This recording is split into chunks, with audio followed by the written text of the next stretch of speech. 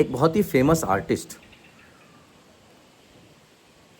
जो world renowned for her geometric modern and exclusive paintings का एक बेटा था। वो बेटा हर तरह से ठीक, पढ़ाई में ठीक, खेलने में ठीक, देखने में ठीक, अपना काम करने में ठीक, बोलने में ठीक, व्यवहार में ठीक, खेलकूद में ठीक। लेकिन जैसे कहते हैं ना,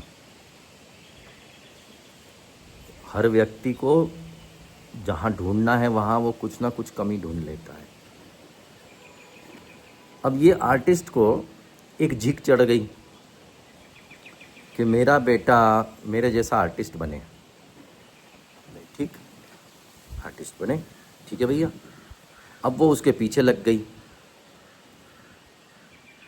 लेकिन इस बच्चे के अंदर उस आर्ट के प्रति, वो ड्राइंग करने के प्रति, वो पेंटिंग करने के प्रति उसके अंदर कोई भी भाव नहीं, गुण नहीं, एबिलिटी नहीं।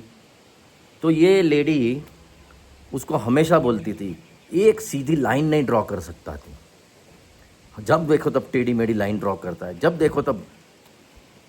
तो शी यूज्ड टू जज that person, that boy, that young soul by his ability to draw straight line, जो उसमें नहीं थी।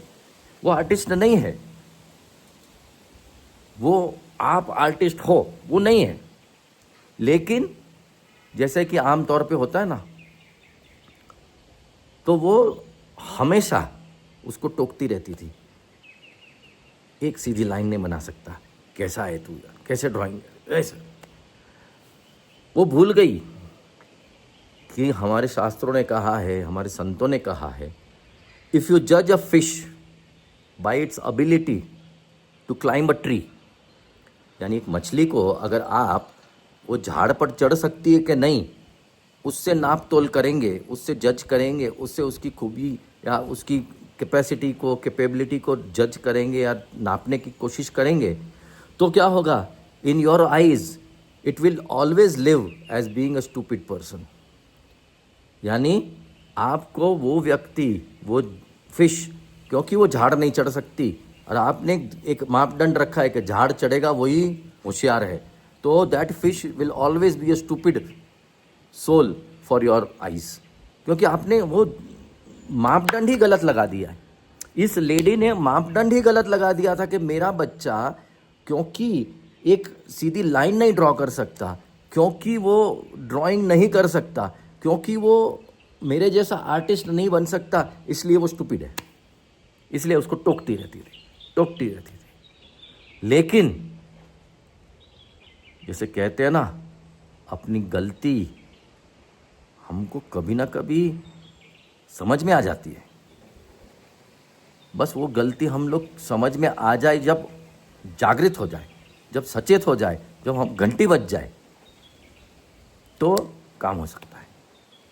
कैसे? वो बच्चा बीमार पड़ा, उसको आईसीयू में भर्ती करा गया, उसको हार्ट में तकलीफ़ आ गई।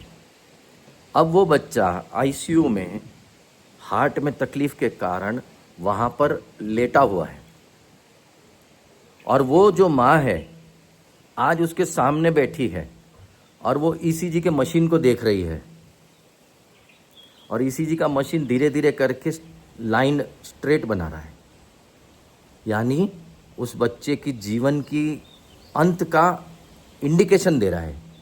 आज वो माँ जो जिंदगी भर उसको बोलती थी कि कैसा है, एक सीधी लाइन नहीं बना सकता, क्रिकेट लाइन बनाते जाता है, क्रिकेट लाइन बनाते जाता है, बिल्कुल बेकार है, आज वही माँ उसी बच्चे को हाथ जोड़ के प्रार्थना करती है, for one last time my child please make a cricket line, please तू ईसीजी पे वो क्रिकेट लाइन तेरी बना दे, उसके बाद मैं तेरे को कभी नहीं ठोकूंगी, कभी नहीं बोलूंगी, क्योंकि आज मैं समझ गई कि क्रिकेट लाइन की भी एक अहमियत होती है, वो क्रिकेट लाइन का भी एक महत्व होता है, वो क्रिकेट लाइन भी बेकार नहीं है। अगर ईसीजी पे है तो हम चाहते हैं कि वो लाइन क्रिकेट हो, सीधी ना हो। आज उस माँ ने उस बेटे को बोला कि आज के बाद मैं तुझे कभी नहीं रोकूंगी, कभी नहीं टोकूंगी, मेरी गलती हो गई, बस एक बार वो क्रिकेट लाइन बना दे तू मेरे लिए, एक बार वो क्रिकेट लाइन बना दे। बोलो वृंदावन बिहारी लाल की।